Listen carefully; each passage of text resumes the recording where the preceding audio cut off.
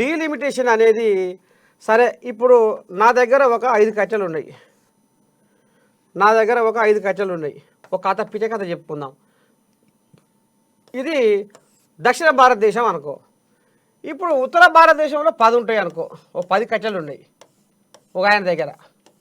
అయితే ఇప్పుడు ఇంట్లో సీట్లు తగ్గాయి అంటే దీని అర్థం ఏంటంటే ఇంకా సీట్లు పెరుగుతాయి కానీ తగ్గాయి అంటే ఒక 2 దీనికి జత కలిస్తే ఇక్కడ మళ్ళీ ఇంకిన్ని 10 జత కలుస్తున్నాయి అంటే వాటా ఎక్కడ పోతుంది ఎక్కువ?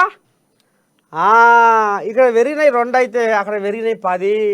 అగో గిసవంటి మోసపూరిత బుద్ధితోటి బీజేపీ అధిష్టానము బీజేపీ నాయకులు లోపటంగా బదులుకొని కట్టుకథలు అల్లుకుంటా రేపు దక్షిణ భారతదేశంతో ఏ అయితే కేరళ, తమిళనాడు, కర్ణాటక, ఆంధ్రప్రదేశ్, తెలంగాణ వీటి ప్రమేయం లేకుండా వీళ్ళ మద్దతు లేకుండా మనం దేశాన్ని ఏలాలి అనేది బిర్రగా కంకణం కట్టుకున్నారు వీళ్ళు.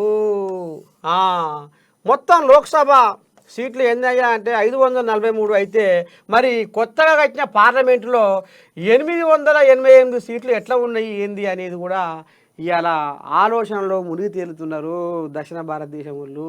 ఇదేదో నడుస్తుంది కథ. ఇక మరి దీన్ని ఎట్లా చేయాలి, దీన్ని ఎట్లా ఎదుర్కోవాలి, ఏంది ఏం కథ అనేది ఇప్పుడు సౌత్ భారతదేశంలో అప్పుడు గతంలో తెలంగాణ ఉద్యమం ఎట్లా నడిచిందో ఇప్పుడు తరీకన మనం నడిపియాలి అనేది ఇప్పుడు తెర మీదకి వస్తుంది. అంటే ఇక్కడ ఏదైతే ఈ దక్షిణ భారతదేశంలో ఉన్న రాష్ట్రాలు ఇక మరి ఒకే మాట ఒకే